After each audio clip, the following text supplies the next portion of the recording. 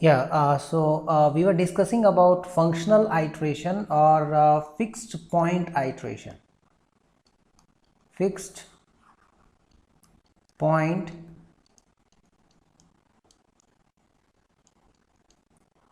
iteration.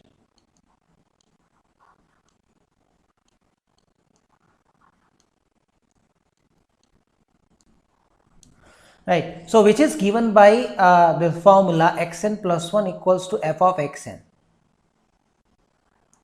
And we have seen that that Newton's method and Stephenson's method are the sub cases of this functional iteration schemes, where if you look back that f of x is, if you look back, f of x is given by this by for Newton's method, f of x is given by this, and for Stephenson's method f of x is given by this formula. So what we have just now learned is so what is our prime goal, that that this should generate a sequence of approximate numbers which converges to the root of equation f of x equals to 0. So where r is such that f of r is 0. Okay, where r is such that f of r is 0. Okay, so limit n xn equals to r, and where so xn, this sequence of approximation converges to r, where r is such that f of r equals to 0. Other, if you assume that f is continuous, if you assume that f is continuous, so what this will give, that limit of f of xn will goes to f of r. Limit of f of xn will goes to f of r. So if you apply the limit on both sides here with these assumptions, so what you will obtain on the left side is, on the left side the limiting value is r, and the right side is f of r. So what it will suggest is that r is a fixed point of f. This will suggest that r is a fixed point of f. Note that r is a 0 of f of f. Okay, r is a 0 of given function f. Okay, so with the functional iteration scheme, you are trying to achieve a fixed point, okay, which is going to be a 0 of f. So this is your goal to for having a numerical scheme, and for developing numerical scheme which with certain properties, that limit of xn is goes to, that sequence of approximation goes to exact root r. Okay, right. So we have the following definition now. So that let f from ab to r, f is a real valued function defined on closed interval ab, then a point r is said to be a fixed point of f if f of r is equals to r. Okay, so if you give the input r and you are getting the same output, okay, means if you are, whatever you are giving, you are getting the same thing, means it remains fixed, it remains invariant. Okay, so this has some synonym, so we call that point r as a fixed point of f. So let's consider some of the examples. Okay, so you have the first problem here is f of x equals to sine x, and let's consider the interval x belongs to minus pi to pi. So I need to know whether any fixed point is there for this function. Whether any fixed point is there, can we determine a fixed point for this function? Means whether for any value of x, f of x is x.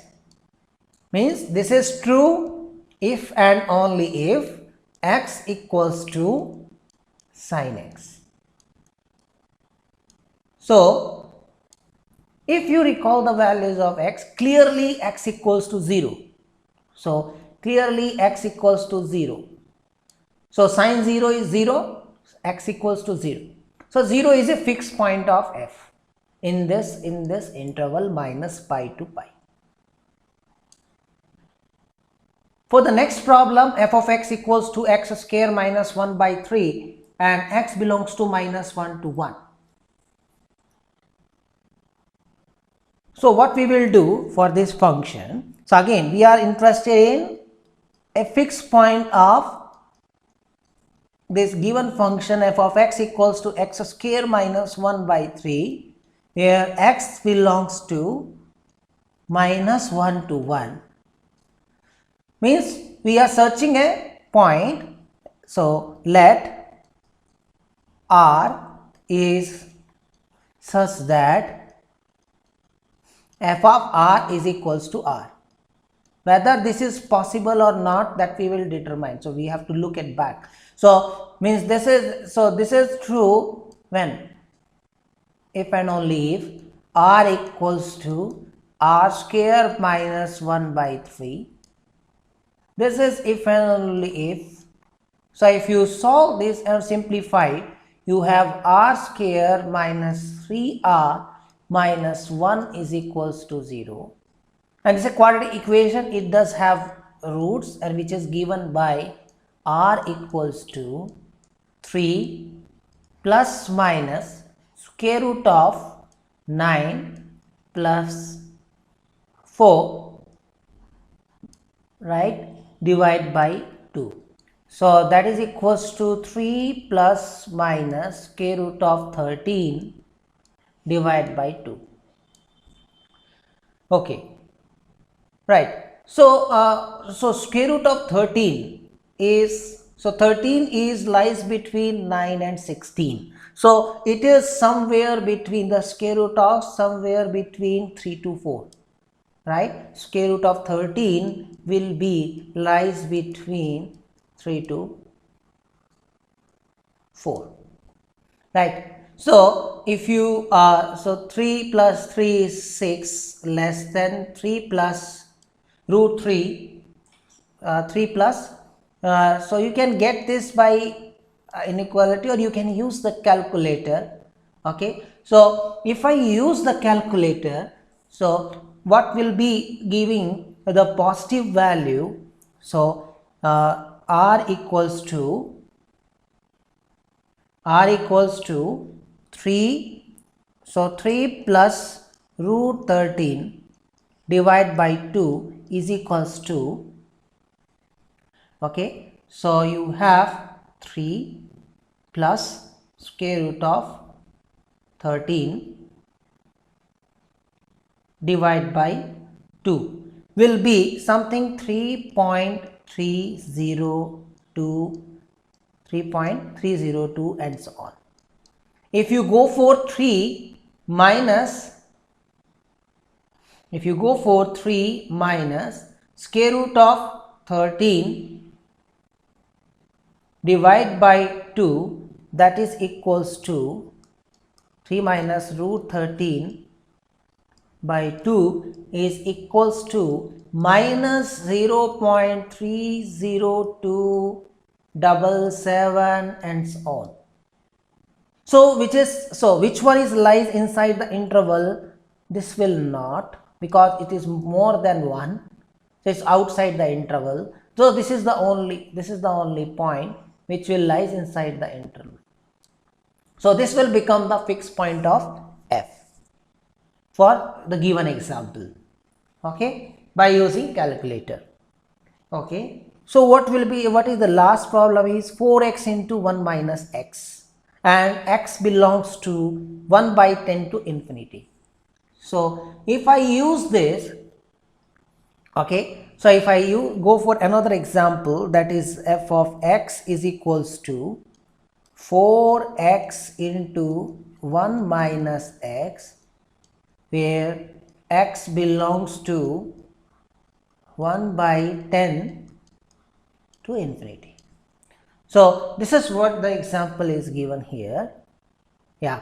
So what we are searching is a point R such that f of R is equals to R. So this is we have to find such R. Okay. So this is if and only if R is equals to 4R times 1 minus R. So this is equals to you have R equals to this, if you simplify here, 4R minus 4R square. So what it will give you is 4R square, right, minus 3R is equals to 0, and what it will give you is R into 4R minus 3 equals to 0. Okay, 4R minus 3 equals to 0, and so this will give you R equals to 0 or R equals to 3 by 4, that is some 0.75. So certainly 0 is outside the interval. However, another point is inside the interval, that is more than 0.1. So okay, so this is the fixed point for this particular example. Okay, so this is how you can get for a given function a fixed point, okay, for on a given interval. Okay, but now the question arises, is there always a guarantee that the given function f has a fixed point? Okay, that's a very first question. So for that you have an immediate answer by this given result. So the very first statement, it says that let f from close interval ab to ab be continuous. What does that mean? That f maps close interval ab onto onto close interval ab, means all the values of a, all the values of f lies between, image is also a subset of ab, and f is continuous, right? So this is what the first sentence means. For every for all x in close interval ab, a less than equals to f of x less than equals to b, and f is continuous, then f has a fixed point in ab. So that is sufficient for us. Means if f maps a closed interval onto itself and the function is continuous, then it always then it will always have a fixed point in the given interval. Why? The question is how? How will you prove? This is a simple application of intermediate value theorem. Okay, what you will do is define, what I will do is define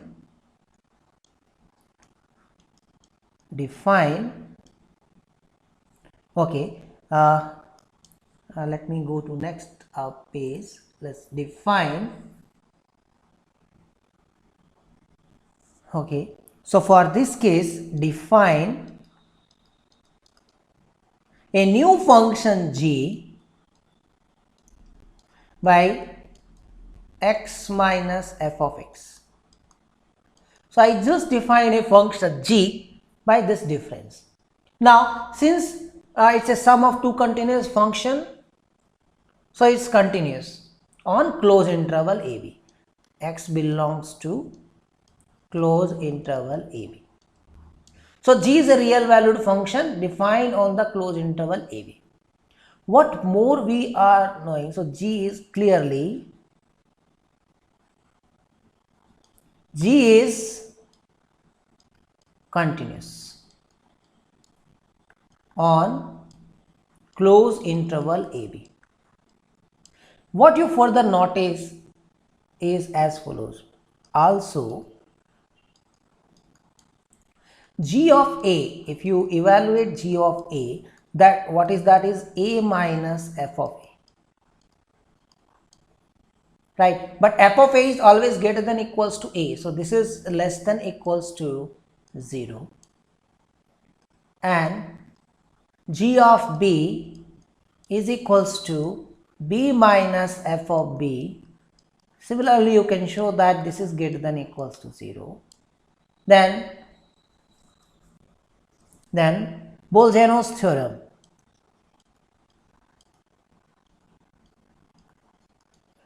Bolzano's theorem implies that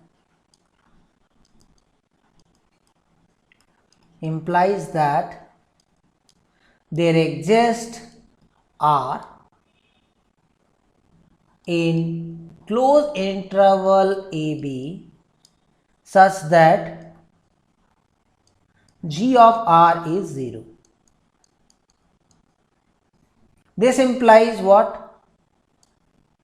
R is equals to f of R.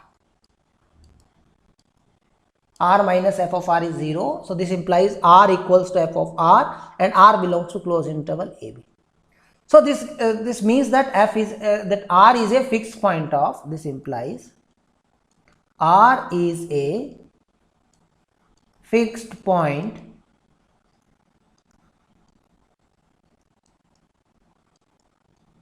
of F. R is a fixed point of F. So this gives you guarantee that R is a fixed point of F. Right. So a continuous function defined on a closed interval I, and function is such that it maps the given interval onto itself and it is continuous, then it has a fixed point in that interval. Okay. What the next statement here is, further, if the map F is contractive, that is, there exists a non-negative constant L, close 0 means L could be 0 but strictly less than 1, such that mod of f of x minus f of y is less than equals to this. So F satisfies the following inequality for any pair of points x, y in closed interval AB. Then the fixed point in closed interval AB is unique. Note that this condition, okay, this condition is also tells that F is uniformly continuous. So it is more than continuity. Okay, it is more than continuity of F. Okay, but less than differentiability. It is not using differentiability. Okay, function may or may not be differentiable. Okay, but it may satisfy the Lipschitz this condition. Okay, but it certainly tells you that if the derivative exists, then the derivative remains bounded. That you can verify, or you can look at this as an exercise for this. If derivative of f exists and the map f is contractive, then it gives you that the derivative of the function itself also bounded. Okay, right. So how this contraction, or means this also known as, means we say that f means map f is contractive, or we call that f is a contraction map. Okay, contractive map. Okay, so if what will happen if f is contractive? So you suppose there are 2 points which are fixed point in AB. So that's very simple way to establish this result. Okay, so let's assume that, okay, let R and S belongs to closed interval AB such that f of R is equals to R and f of S is equals to S. Means there are 2 fixed point of f in closed interval AB. Okay. Now assume that so function is contractive. So since f is contractive,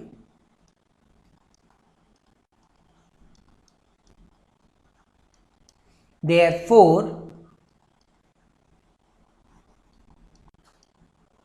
we have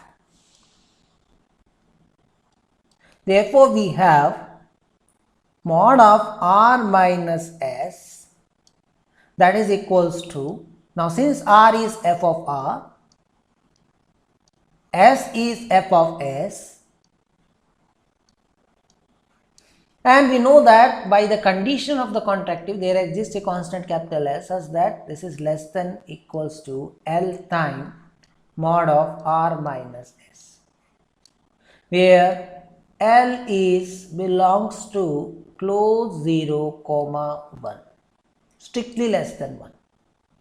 So this implies mod of r minus s is less than equals to L time mod of r minus s, but L is strictly less than 1, so which is absurd. This is only possible, so which is possible